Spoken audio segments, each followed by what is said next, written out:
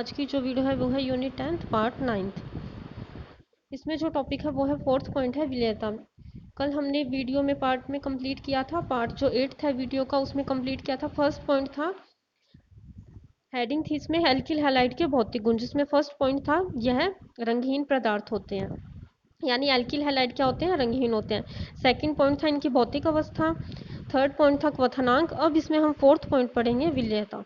वो देखो क्या होती है, ये इंपॉर्टेंट है एल्किल हैलाइड का ये वाला प्रॉपर्टी है जो इसमें देखो क्या होता है। एल्किल हैलाइड है वो जल में अविल्य होते हैं, ठीक है। इनमें अगर हम बात करें एल्किल फ्लोराइड और क्लोराइड की, जल के ऊपर तैरते हैं, या ब्रोमाइड और आयोडाइड में वो जल में नीचे बैठ जाते हैं। इसका कारण क्या है कि ये जल में घुलते क्यों नहीं है। देखो तो जब किसी पदार्थ को जल में विलय किया जाता है तो वहाँ दो प्रकार के कार्य होते हैं। सबसे पहले क्या होगा, जल में पाए जाने वाले हाइड्रोजन बंधों का टूटना। हमें पता है कि जल का जो फॉर्मूला होता है वो क्या होता है, H2O, ठीक है, जिसमें एक ऑक्सीजन होते हैं, दो हाइड्रोजन। अब देखो ये मैंने स्ट्रक्चर बनाई हुई है, इसमें ऑक्सीजन पे हमें पता है कि दो लोन पेयर होते हैं। तो अगर हमें इसमें बॉन्ड तोड़ना हो तो हमें पता है कि ऑक्सीजन की इलेक्ट्रोनेगेटिविटी यानी विद्युत ऋणता भी ज़्यादा होती है। तो इसमें हमें अगर हाइड्रोजन बंधों को तोड़ना हो तो ऑक्सीजन पे आता है डेल्टा नेगेटिव और H प्लस पे आता है, हाइड्रोजन पे आता है डेल्टा पॉजिटिव, ठीक है। इस तरह से हाइड्रोजन की जो H2O की स्ट्रक्चर होती है। अब इसमें जो सेकंड पॉइंट है वो देखो वो क्या होता है, एल्किल हैलाइड के अणुओं का जल के अणुओं के साथ द्विध्रुव आकर्षण बल से बंधना। जैसे एग्जाम्पल अगर हम रिएक्शन करवाएं, देखो H2O है, उसमें से अगर हम हाइड्रोजन बंध को तोड़ें, यानी इसमें से अगर हमें रिएजेंट चाहिए उन्हें अगर हम तोड़ें तो हमें पता है क्या रिलीज होगा, H2O में से H प्लस में मिलेगा और OH माइनस में।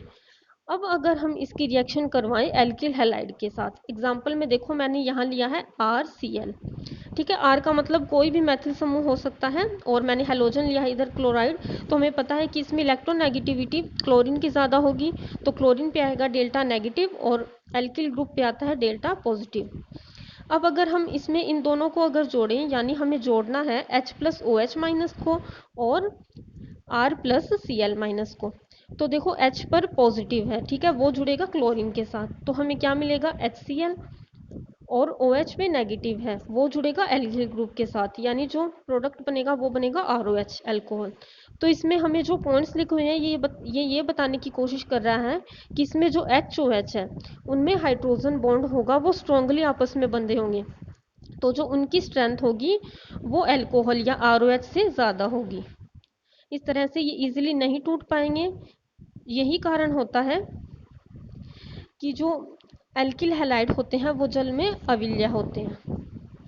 देखो यहाँ लिखा भी हुआ है कि यहाँ जल में पाए जाने वाले H बंध प्रबल होते हैं, इसलिए ऐसा नहीं होता है कि ये बंध टूट कर उसके स्थान पर दुर्बल द्विध्रुव आकर्षण बल बन जाए, यानी इतना इजीली नहीं होता है HOH से ROH का बनना, इसीलिए एल्किल हैलाइड जल में विलय नहीं होते हैं। अब इसमें देखो ये फॉर्मूला भी है कि जल के हाइड्रोजन बंध की जो स्ट्रेंथ है, सामर्थ्य है, वो ज़्यादा होती है किससे, जल व एल्किल हैलाइड में द्विध्रुव आकर्षण बल की सामर्थ्य से। अब इसमें जो फिफ्थ पॉइंट है वो देखो वो होता है द्विध्रुव आघूर्ण, यानी डाइपोल मोमेंट। वो क्या होता है, इसमें देखो क्या होता है कि जिन पदार्थों में विद्युत ऋणता यानी इलेक्ट्रोनेगेटिविटी का अंतर होता है उनके अणु ध्रुवीय होते हैं, इसलिए एल्किल हैलाइड में भी द्विध्रुव आघूर्ण होता है। जैसे एग्जांपल के थ्रू आपको समझ आएगा, देखो इसमें हमने एल्किल हैलाइड लिए हैं। सबसे पहले है CH3F, उसके बाद है CH3Cl, CH3Br और CH3I। इसमें देखो एल्किल ग्रुप होता है, यानी CH3 मैथिल समूह है ये, इसकी इलेक्ट्रॉन नेगेटिविटी क्या होती है 2.5, ठीक है। ये सभी में एक जैसी होगी और इस पे चार्ज क्या आता है हमेशा, डेल्टा पॉजिटिव।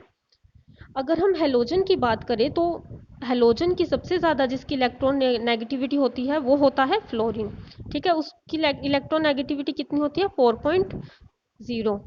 अगर हम पूरी पीरियोडिक टेबल में भी बात करें तो सबसे ज़्यादा जो इलेक्ट्रॉन नेगेटिविटी है वो फ्लोरीन की होती है 4.0। अब इसमें देखो क्लोरीन की कितनी होती है 3.0, ब्रोमीन की होती है 2.8 और आयोडीन की होती है 2.55। अब हमें पता है कि इनकी इलेक्ट्रॉन नेगेटिविटी हेलोजन की ज़्यादा होगी, तो इन पे आएगा डेल्टा नेगेटिव और एल्किल ग्रुप पे आएगा डेल्टा पॉजिटिव।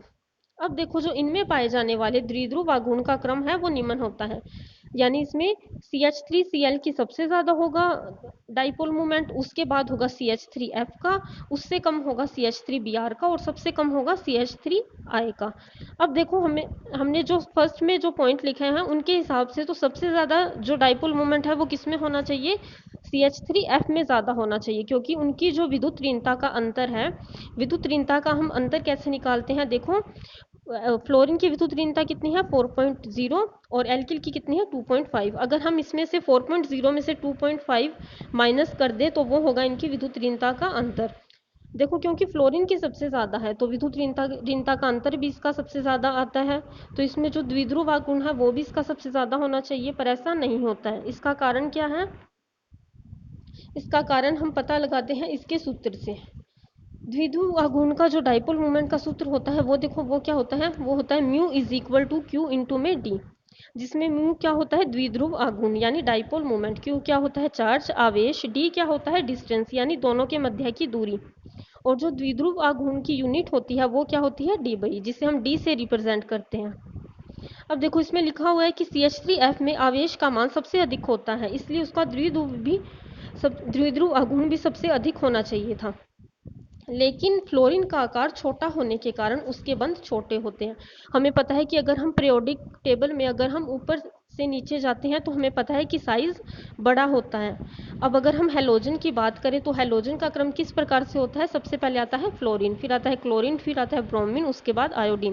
तो इसमें साइज सबसे छोटा किसका होगा, अगर हम इनमें तुलना करें तो फ्लोरीन का साइज छोटा होता है, जिसके कारण उसके बंध छोटे बनते हैं, इसलिए डी का मान भी छोटा प्राप्त होता है, इस कारण उसका द्विध्रुव आघूर्ण भी CH3Cl से कम हो जाता है। यह है इसका कारण। अब इसके बाद देखो जो सिक्स्थ पॉइंट है वो क्या है, घनत्व। इसमें क्या होता है, जिस एल्किल हैलाइड का अणुभार अधिक होता है उसका घनत्व भी अधिक होता है, इस कारण CH3F व CH3Cl का घनत्व कम होता है और CH3Br और CH3I का घनत्व ज़्यादा होता है।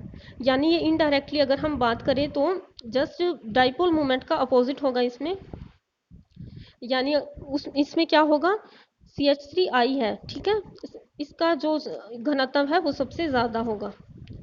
अगर हम इनमें ऑर्डर की बात करें तो उससे कम होगा CH3Br का, उससे कम होगा CH3Cl का और सबसे कम होगा CH3F का। अब देखो एक और कारण है, अणुभार में वृद्धि होती है तो घनत्व में वृद्धि होती है। अणुभार किसका बढ़ रहा है, देखो अब हमने इसमें क्या लिया है CH3Cl है, ठीक है, उससे ज़्यादा अणुभार होगा CH2Cl2 का, उससे ज़्यादा अणुभार होगा CHCl3 का और सबसे ज़्यादा अणुभार होगा CCl4 का। देखो हम इसमें मैथिल जो ग्रुप है CH3 उसमें से हम एक हाइड्रोजन को निकालकर और क्लोरीन ऐड कर रहे हैं यानी हेलोजन ऐड कर रहे हैं, तो जितने ज़्यादा हेलोजन ऐड होते जाएंगे उतना ही क्या होगा अणुभार में वृद्धि होगी, उतना ही घनत्व भी बढ़ता जाएगा। इसके बाद जो मेन पॉइंट है वो देखो क्या लिखा हुआ है, लेकिन यदि कार्बन की संख्या बढ़ती है तो अणुभार में वृद्धि के बावजूद भी घनत्व में कमी आती है। अब हमने फर्स्ट में तो इसमें देखा था कि क्लोरीन की चेन बढ़ने से तो क्या हो रहा था, घनत्व में वृद्धि हो रही थी, पर अगर कार्बन की चेन बढ़ती जाए तो घनत्व में कमी आती है। ऐसा क्यों होता है, इसका कारण यह है क्योंकि घनत्व डेंसिटी का फॉर्मूला अगर हम देखें तो वो क्या होता है, मास अपॉन में क्या होता है वॉल्यूम यानी द्रव्यमान बटे आयतन, जो हम इसके थ्रू समझ सकते हैं। यहाँ क्या होता है, यहाँ कार्बन की संख्या बढ़ने से अणु का आयतन बढ़ता है जो इसके घनत्व में कमी उत्पन्न कर देता है, ये होता है इसका कारण। आई होप आपको इसकी वीडियो से समझ आया होगा। Thank you.